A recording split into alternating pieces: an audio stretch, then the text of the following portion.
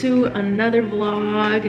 It is bright and early here in our household because we're waiting for the doctor to call us to do the pre-op consultation. They would normally do this well beforehand and in office in person, but obviously now that we're in the middle of a pandemic, we have to do this over the phone, and it's only a couple of days before the procedure. So we have some questions that we want to ask the doctor, and I assume they're just gonna quickly tell us what we already know, but they're gonna go over all the risks, all the do's and don'ts and expectations and all of that stuff. So if you're new, don't forget to subscribe, like this video if you enjoy it, even just a little bit. Hit the bell notification icon so you're notified when we upload, and comment any suggestions for videos, any questions or anything like that. So let's do this. Also, the kids slept like crap last night. Again. They're like, why do you keep telling us that? It's I know. Someday, please tell us, someday they'll get it. We're running on E here. Look at our high water curtains. Because I moved the rod and then we bought a smaller curtain. So our curtains look like high waters. They grew and outgrew their clothes. Take long because we've kind of talked about a lot of the stuff for the cats, but just to make sure you have other questions come up and everything, and make sure I have their whole stories. Yeah, of course. So we'll start with Jordan because she's first on my list alphabetically, I guess. Okay. J comes before G, apparently. Were they born premature or no? Yes, they were born at 29 weeks and 4 days. Okay, so they were in the NICU for a couple months then? Yeah, about 2 months, about just a little under 2 months, 6 weeks and 8 weeks. Oh, okay. And did we know about the PDAs before they left the hospital, or? They did, and it was pretty much, we'll just follow up. They don't have any symptoms or anything like that, so we'll just follow up and check on them. Okay, perfect. Yeah, and that's what you usually do, because most kids, if they're not having symptoms, we'll give them a year. Yeah. You know, and see if they'll close it on their own, and many do, not all. Maybe 2/3 of your children did. Yeah, yes. Yep. And then has she had any, issues with frequent asthma, pneumonias, major respiratory stuff? No. Okay, so she really, at this point, she hasn't had symptoms. It's just she met our age criteria. We said it's still there, big enough. Right, and it didn't get smaller, kind of thing. So. Okay. And does she take any medication? No, she doesn't. All right, so medically kind of boring. It's just that if we hadn't said to keep coming back, you wouldn't have really been worried about her heart. Yep. Okay. Is Grayson's story basically the same? So the only issue we ever had with Grayson that was a little bit different than his sisters is he actually ended up coming home on oxygen. Was only on it for about 6 weeks, and then kind of self-weaned off of it. And then since then, we haven't really had any issues with him. So just that's really the only big difference between him and his sisters. Because boys are wimpy. That's what I heard. Yeah, that's pretty much what it is usually. And then, so was he the one that was in longer? Yeah, he was in about 8 weeks. She was in about almost 7 weeks, about 6.5 weeks. Jordan was in. Okay. All right, let me just jot that down. Yeah, I mean, and he's not had issues with hospitalizations or anything else like that, and he's been off the oxygen. Yeah, no, he's ever since the oxygen went away, he's same as his sisters at this point. Okay, cool. So, the calf itself, we get data because I have to prove always that it's safe to do the closure, right? Mm-hmm. So, obviously, we know it's there. The echo has told us that. But now I have to prove to myself that it's safe to actually close it. And 99.9% of the time it is, but it's that 0.1% why I check everybody, just to make sure. And so, the things that I gotta make sure, and it's not high on my worry list, but I would worry a little bit more for Grayson, because he went home on oxygen, that he may have some residual lung disease that we just don't have the technology to measure yet. You know what I mean? Right. Because obviously they were born premature, their lungs weren't totally done being formed, and then, the fact that he was still needing oxygen when he went home means that he still wasn't totally perfect, but clearly, clinically, he's thriving. You know what I mean? So it's not, it's something at the microscopic level is probably not perfect, but it's works well enough. And you know, the pulmonologists tell us that you can really live on 25% of your lung capacity. Oh, wow. So, you know, if we're talking that he's missing like 1%, you would never know. Okay. But those are the kind of things where if you have potential lung disease, I really want to make sure that the lung pressures are normal. Okay. You know, because they both had not only, you know, kind of taken a hit early on by being premature, but then having this extra flow to the lungs for over a year, it causes potential irritation. Right. And they're young enough, it's almost always reversible and not actually of concern. And a lot of times we, you know, push a little bit more aggressively on the premature infants to close the PDAs earlier because we don't want to compound any of that lung injury that they may have gotten early on. Right. And kind of similar thing like for kids with Down syndrome, their lungs are very sensitive, you know, and so just that extra flow, you want to take it out of the picture. And so, you know, we'll probably spend more time talking about getting the data than it'll actually take me to get it. Okay. It doesn't matter that it's quick. It needs to be done, you know, and so Right. I go to different chambers of the heart, go to the lung vessels, measure those pressures, understand the flow. Then what's also important is the lung resistance. So how well do their lung vessels relax?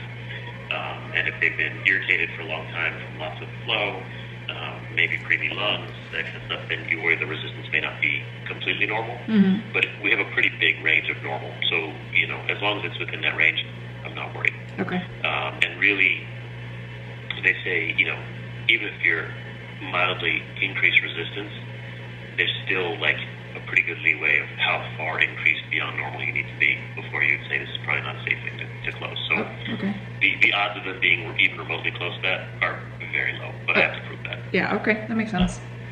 And so the other thing that I have to prove is that the anatomy will hold the device, and which one in particular. And so you've seen probably far more echoes than you ever wanted to know. And you know, it looks like a snowstorm, right? Like there's kind of gray static, there's some rainbows, and we're like, oh yeah, PDA, and you're like, oh sure, okay.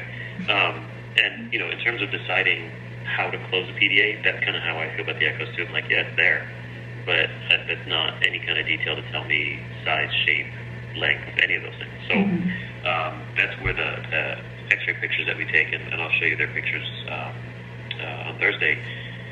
But you know, that's the one where it's basically like HDTV, and you can really see the detail. You can see exactly the shape, and then I can decide because I actually have options. Okay. You know, it's one of the few things that I treat where I have choices of what to use. So I can choose the right shape and right device for what will close their PDA. The last time I had multiples, it was identical twins. So you don't have identicals here, but it was like a month apart, and it was adorable because they got the same device. So family does. So it's like they're even identical on the inside. So, How funny. yeah, I can't guarantee that for your kids, but you know, that's the thing is everyone's different, and since I have a variety of choices, it's nice to use what fits them best. And so you know, making sure that the device itself isn't too big. And so the earlier original generation of the device that we typically use, it probably fit okay in a kid their size. You know, when they're under like 10 pounds, that's when you really start to be worried that that device is just going to be too big, too stiff to fit in their little hearts, or outside their little hearts. But and so there's, you know, now 3 generations of that device. So the second generation was much softer, and it's still probably the one I use the most because it's great for a wide variety of sizes. But again, in the littler kids, sometimes it's just a little bit too big. And then the newest generation is probably going to be too small. It's actually marketed specifically for preemies when they're still preemie. So down to 700 grams in size, which you sit in your hand. So that one's usually too small for kids. Awesome. Thank you so much for calling. See you Thursday. Thank you. Bye. All right. Bye. Okay. So you guys heard some of that. Shut it down halfway through, but so quick rundown of what he talked about. So he has pictures and echoes and all of that, but he basically has to go in and prove that closing the PDA is safe. So he uses one catheter to do that. Basically it's used to basically explore the body, make sure that closing it isn't gonna prevent other things from working the way that they're supposed to. The other concern, especially with preemies and Grayson, is like any like underlying lung disease that just isn't caught yet because it's just not prominent enough, because he has to basically go in and make sure that lung pressures are normal, all of that is normal, and if he closes that PDA, if it's going to hinder or help his lungs basically. He was telling us that he has a billion options, well not a billion, but he has a ton of options of like shape, size, material of how to close the catheter to make, or to close the PDA to make sure that it's right and it's not, you know, like I said, hindering any other actual blood vessels. Or too small And just flies away, he said. He said that's happened before, but he was explaining that they have these like lasso catheters, so basically they just grab it and pull it out. He said that he does also have the option to, once he even puts it in and unscrews it, if it still doesn't look right, he can go in, and pull it out. So they're gonna have 2 incisions. One's about 1 millimeter, he said, right? And then the other one is no more than 2 millimeters, right next to each other, basically on their leg and their groin. One is for the exploratory, like taking pictures, things like that, and the other one is to actually put the catheter in. So he said the biggest risk is the bleeding where like the incisions are. He's like, that's why he keeps them overnight, to make sure that if it's going to happen, it usually happens within the first few hours. And that's with any surgery. And the fact that these are so little, like the likelihood is little, but yeah. So he basically said that he'll explore first, and if it's possible, he's going to just do it. If there's any concern with like lungs or anything like that, then he won't close the PDA and we'll have to just take next steps. But he's, based on what we've told him and what he's seen, he believes that they're gonna be just fine. They'll be knocked out for about 4 hours after the fact. So they'll wake up from the anesthesia and then they basically get medicine to knock them out so that they can't move, and that they actually sleep during that like first couple hours for the bleeding. He did mention that they'll get 1 dose of antibiotics because when you put something foreign in your body naturally wants to reject it. So they get 1 dose of antibiotics before the procedure, and if he does close the PDA, they'll get 2 more doses after. Well, and the antibiotics is also to prevent the infection. Yep. Like if there's anything on the device when it goes in, the antibiotics would kill it before it gets bad. And then he was telling us if they go to the dentist within the next 6 months, and he says if it's just a normal like poke around, meet the dentist kind of thing, you'll be fine. He's like, but if they have a cavity or they need to get their teeth deep cleaned, then they should be given antibiotics because that's when you're prone to the most infections with this stuff. They'll be given a blood thinner before the procedure, and that's basically to help to make sure that the blood doesn't clot around the catheter. He said it's very common, very normal body reaction to something foreign being in your body. And he said the other big risk is that the device just needs to be the right size, and that's why he'll put it in, he'll take pictures, he'll look at it. If he doesn't like it, he'll fix it, kind of thing. And that's pretty much it. Honestly, I think the hardest part, and this is not fair to you, but I think the hardest part is going to be you trying to figure out which baby where do I go to? Which baby you need to be with, because somebody's either going to be about to go in for the procedure, coming out of the procedure, or waking up, and somehow those are overlapping. Yeah. But he did help, because we have never seen the pediatric ICU. He did help and basically say that it looks just like the NICU, which we're very familiar with. Very familiar. It's just instead of many rooms in the NICU, we moved a lot. Yeah. Instead of it being like community rooms where you have more than 1 baby, they're all private rooms with like their own bathroom, which is the biggest difference. But it's got the same shape, it's in the same building, it's just a couple floor different. Yeah, he basically was, because I was telling him logistically, just trying to figure out where I should go and who I should be with, and obviously we want me to be there when they wake up or when they're going in. When they're most scared and uncomfortable. Yeah, and so, but he was saying that it makes probably more sense to send my mom up to the PICU with Grayson, because by that time he'll be waking up and then basically just going to sleep. So it might make more sense for her just to go with him and hang out with him. So then that way I can be with Jordan when she's going in and with her when she's waking up from the anesthesia and stuff. So that's where we're at. The other option would be to have my mom come here with Alex during the day. I don't think we can like go in and out though. Yeah, that's true. Because if that's the case, I would go with you in the morning and then just have in between Kylie and your mom, they would be able to, obviously when Kylie's not doing school, but they would be able to handle Alex. But the second that Alex needs to go down for a nap or something like that, I think that's where we would struggle. Yeah. Is it worth sacrificing that and being stressed out about Alex at home? Bless the kids. Well, yeah, because Alex is not the one that's like, I don't like this. Hers is like I'm dying. Oh, hell is breaking loose. Yeah. Everybody's gonna know that I'm pissed off and I'm scared. Yeah, that's true. I'll figure it out. It'll be fine. It'll be fine.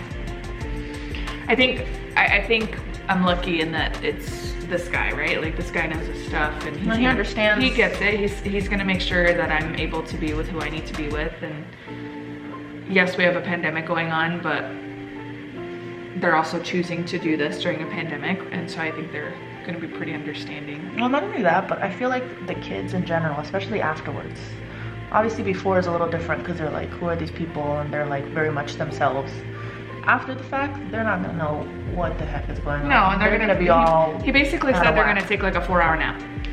Oh, you better sleep. I'll be with Jordan. I'll be with Jordan, and by the time Jordan is waking, or by the time Jordan goes down for her nap, Grayson will be waking up, and I'll need to swap my mom and be with Grayson. I was joking and said that she was gonna volunteer one of our kids at some point to just have something done at the hospital because she's gonna get such great sleep because they're gonna be like drugged out at night and actually sleep all night. Meanwhile, I'm here dealing with Alex, not sleeping. And so she's gonna be like, Alex, do you need to get something done? I'll take you. Yeah. I'll sleep with you at the hospital. He did also warn us that our children will most likely have way more energy than they did before. Fantastic. I said, well, hopefully they have more energy during the day, which will allow them to sleep at night. And he says, well, hopefully, but I'm warning you now. He said parents joke and ask him to poke a hole in their kid just so that they could settle down. But he said that we basically probably have no idea like what they're actually dealing with. He says usually if you can hear it, their heart is working way harder than it should, which is why you go in and close it, right? But after you take away that extra work, they just have all of a sudden all this energy, and I'm like, super. Again, I'm happy it's not Alex.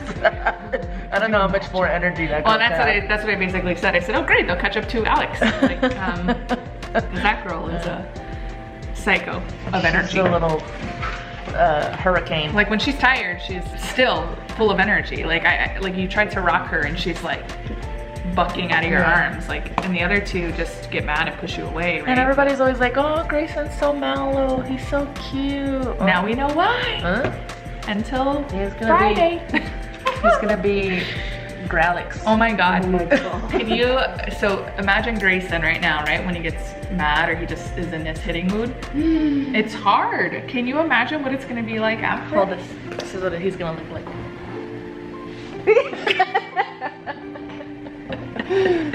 So mean. Yeah. What about JoJo? You know, well, she already tackles. She like holds on to people. Now she's gonna for real tackle them. Can you do like just a quick demonstration of what JoJo's run is gonna look like after this? Is it the her noodle run? Her noodle run? Yeah. You know her run of like, I'm running, but I look like I'm gonna fall in the process. but then she goes like side to side. Yeah, she's like. She's such a noodle. I'm always looking at her and I'm like, she runs JoJo. She like gets her. You're like, Jordan. How are you the first one to walk and you still can't run straight?